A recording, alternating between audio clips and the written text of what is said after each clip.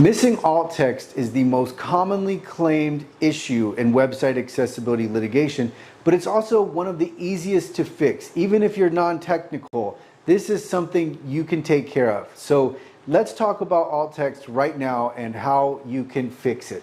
So the reason we have alt text in place is so that if someone is using assistive technology, such as a screen reader, they're able to know what the image is, even if they can't visually see it. So on the whiteboard, I have 3 rudimentary drawings. We've got one that is meant to represent an infographic, one is a pie chart, and one is a home with the sun in the background.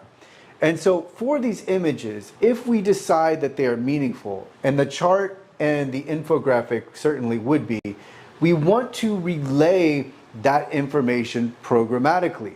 And so the way that we would do that is we would make sure that the code has an alt text attribute, and that alt text attribute has an alt text description.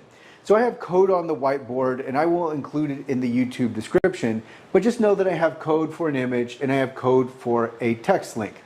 And so with this, we have the starting, we have the image element, and then we have the source attribute. So the source attribute is going to be where our file is located. And then we have the alt attribute. And in the alt attribute, if the image is meaningful, then we go ahead and we describe the image. So let's take the graph. So let's just put pie chart. And pie chart probably isn't going to be sufficient for any pie chart, but this is just for the purposes of this video. Now we have an alt text value inside the alt text attribute.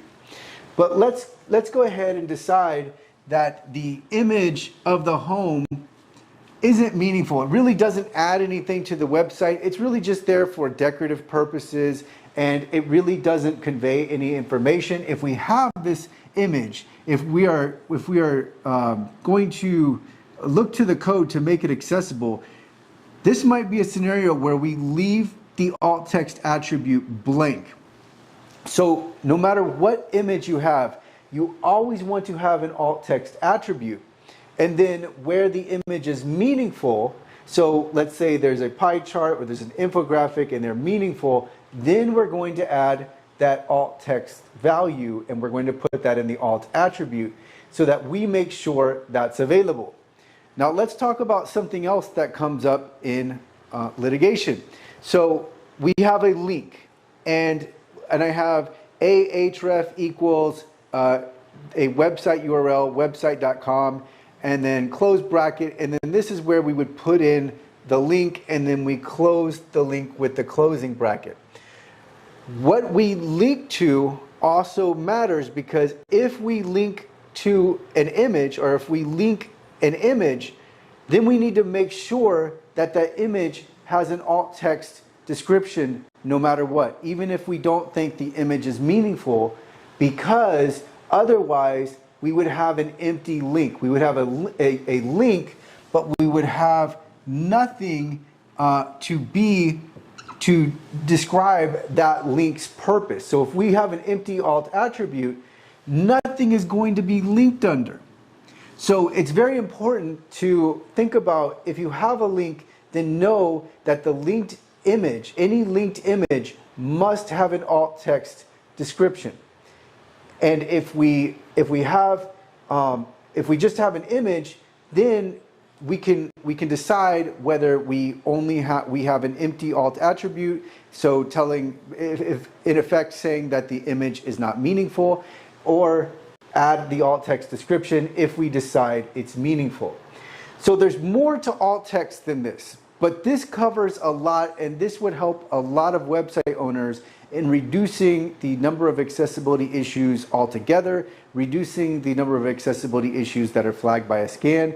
And so this is a really good start. This is where you would start if you're a website owner. This is the #1 accessibility issue claimed, and so you really want to make sure that your images have alternative text taken care of. Remember, if they're decorative, then you leave the alt text attribute empty.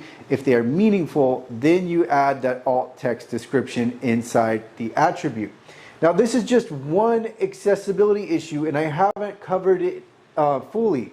If you would like to learn more about accessibility, I have my WCAG course, which is on the Web Content Accessibility Guidelines.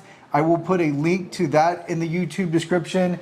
I will also put a link to my ADA compliance course, where I go over the 15 most commonly claimed accessibility issues and how to find those issues and how to fix them.